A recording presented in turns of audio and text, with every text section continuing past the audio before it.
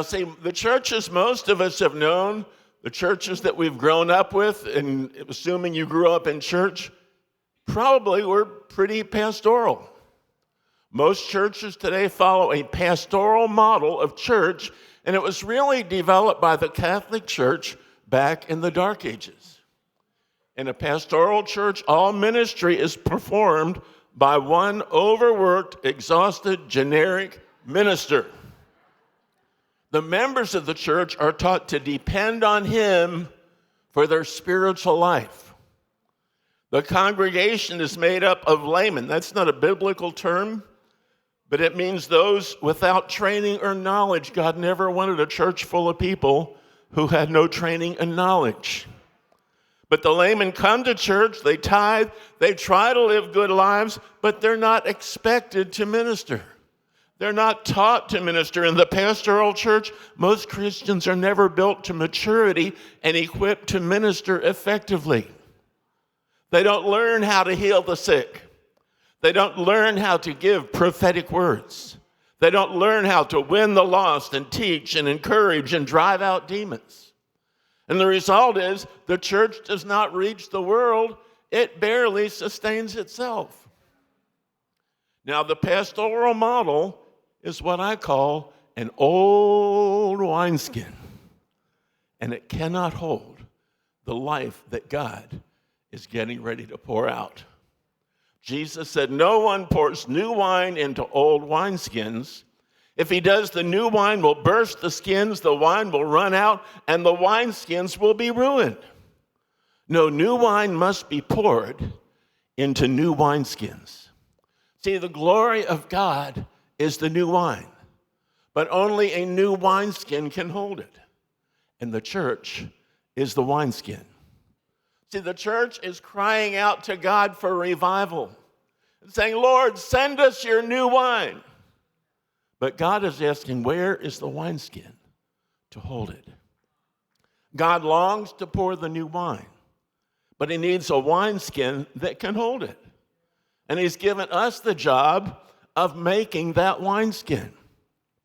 Now, the New Testament says God has given us everything we need to make a wineskin to hold his new wine. Ephesians 4 tells us that Jesus gave the church 5 key gifts.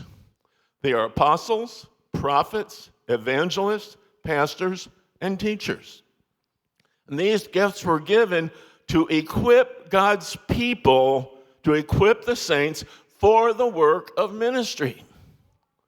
Now, that was God's design for the church. It's called the Apostolic Church. And that's the new wineskin God is calling his church to become. Let's look at these gifts that Jesus gave. Apostles represent God's authority. They are men and women gifted to set the church in order. Prophets release God's vision. They're men and women gifted to establish prophetic revelation in the church and give God's vision and direction. Teachers bring God's instruction. They're men and women gifted to impart an understanding of God's will and his ways and to train the church to fulfill its call. Pastors convey God's care. Now, biblically, a pastor has nothing to do with what we think of as a pastoral office today. We think of a pastor as someone that sits around in the church office all week writing a sermon and stands up on Sunday and gives it. That wasn't a pastor.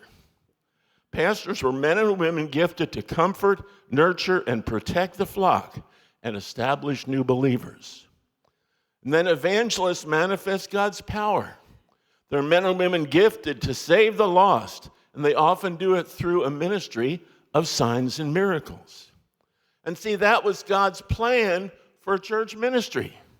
It's called fivefold ministry.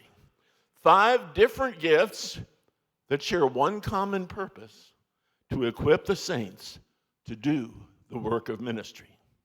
And see, God's plan is for every church to be full of believers who are equipped to minister effectively, to tear down the works of the devil, and to set Satan's captives free. Let's just look and see how these 5 are designed to work together. Evangelists win people to Jesus. You know, evangelists just lead people to Jesus everywhere they go.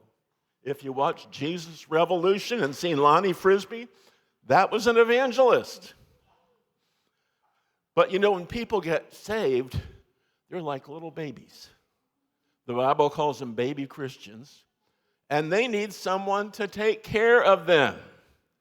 That's why we have pastors. Pastors are there to comfort and care for them and help them be established. But God wants more for us than just to be comforted and cared for. That's why he gives prophets.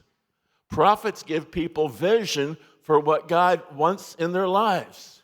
The prophet says, hey, I'm glad you're comfortable and well cared for, but you've got a call of God on your life. And then there's teachers. Teachers train and instruct so people know how to do what they're called to do. And finally, there is the apostle. And the apostle sets this whole thing in order, sets the things in position, and establishes people in their ministry. And the result is the saints are equipped, the church operates in power, and becomes God's army in the earth. And see, the difference between a pastoral church and an apostolic church is not the title that you give to the guy that stands behind the pulpit. You know, some churches try that. Oh, we want to be an apostolic church, so now we're going to call Pastor Jones Apostle Jones. Look, we have an apostle. But nothing has changed. That's not an apostolic church. The apostolic church means gaining a whole new understanding of your call and your destiny as a Christian. Your goal is not to come to church every Sunday and listen to the pastor. Your goal is to learn to do the works of Jesus in the earth. And the church's job is to equip you to do that.